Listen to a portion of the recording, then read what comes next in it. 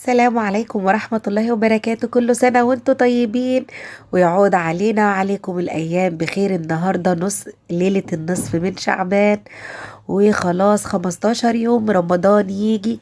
وتعالوا نعمل عيش البكاكين أو خبز الكماج. طعم جدا جدا جدا وفي نفس الوقت مغذي وتحفة، مش هياخد معاكي وقت كبير. شايفين طري ازاي وناعم؟ تغمسيه بحتة الجبنة كده، طعمه خطير وينفعك في السحور. تعالوا نشوف المقادير مع بعض. جبت كوباية من اللبن الرايب الدافي. كوباية لبن كانت رايبة عندي ومش عارفة اعمل بيها ايه، قلت تعالي يا بت اخبزيلك شوية عيش البكاكين.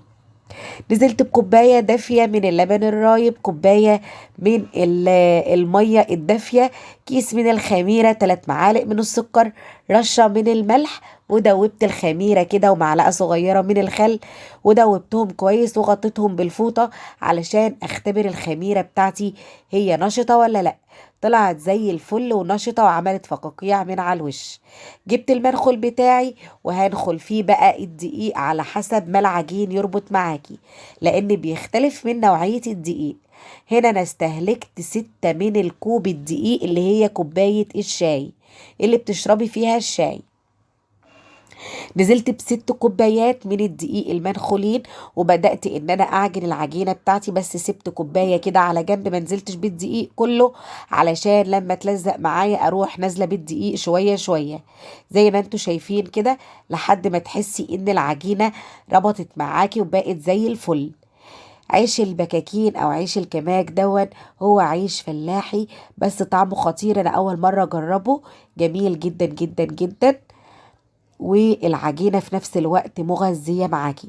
لو أول مرة بتشوفوني يلا دوسوا اشتراك في القناة وفعلوا زر الجرس علشان يوصلكم كل جديد. قناتي اسمها يوميات يويو الجباس، بحاول أقدم لكم حاجات سهلة وسريعة وتنفع ومتوفرة في أي بيت. بعد ما عجنت العجينة وربطت معايا، جبت معلقتين من السمن البلدي وقلت ايه، يعني اربط بيهم العجينة علشان العيش بتاعي يبقى ليه طعم وفي نفس الوقت مغذي. خلصت العجينة بتاعتي وهسيبها بقى وهغطيها بالفوطة، وولادي رايحين جايين عليا بتعملي ايه يا ماما بتعملي ايه يا ماما، قلت لهم بعمل عيش. حطيت بقى العجينة، شايفين ما شاء الله الطبق اتملى بالعجينة. يعني ال6 كوبايات هما نص كيلو وكوبايتين، نص كيلو، النص كيلو 4 كوبايات، دول يعني 3/4 كيلو دقيق. جبت الميزان بتاعي بقى علشان العيش بتاعي يبقى قد بعضه، لازم توسطني ايدك في الاقراص اللي هتعمليها. بدأت ان انا اوزن كده كل واحدة زي ما انتوا شايفين كده هتبقى 70 جرام، وبدأت ان انا افرش فرشة من رشة الدقيق، وبدأت ان انا افرد العيش معاكم زي ما انتوا شايفين.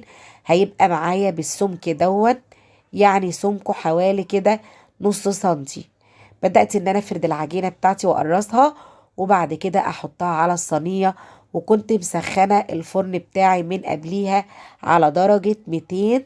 لازم تحميه في الاول علشان يخلي العيش معاكي ما ياخدش وقت وينشف معاكي في الفرن، وكله برضو على حسب حرارة الفرن بتاعك. زي ما انتوا شايفين بدأت اقرص كده. خليكوا زي الشاطرين كده، لو عندك شوية دقيق وقومي اخبزيهم وجربي كده. ما كانش عندي عيش نفطر بيه، فقمت جايلي الفكرة وقمت قايمة عاملاه زي ما انتوا شايفين كده. في ساعتها خلصت العيش بتاعي. هدخلها بقى الفرن زي ما انتوا شايفين كده. هي اول صينية ما قبتش معايا، عشان اكون صريحة معاكم ما قبتش معايا كده، كانت هابطة شوية. تاني صينية بقى لما الفرن حمى بدأ ان هو يقب زي ما انت شايفة كده بالطريقة دي.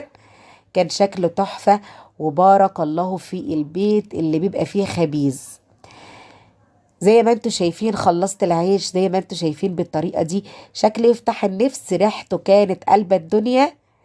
ويا رب تجربوه وان شاء الله يعجبكم. زي ما قلت لكم فيه قب معايا وفيه لا، بس طعمه كان خطير. يا رب يكون الفيديو عجبكم، ولو أول مرة بتشوفوني ما تنسوش تشتركوا في القناة. وقبل ما تطلع من الفيديو لو عجبك تدوسي لي لايك وتشتركي في القناة بتاعتي، وكل سنة وانتوا طيبين. اشوفكم في الفيديو الجاي. ولو وصلت لحد هنا من الفيديو ما تنسيش تصلي على النبي، ورمضان كريم، وهجيلكم فيديوهات كتير كتير لتحضيرات رمضان. بس ادعموني شوية، محتاجة شوية دعم منكم يا جماعة، لان القناة بتاعتي واقعة خالص من المشاهدات.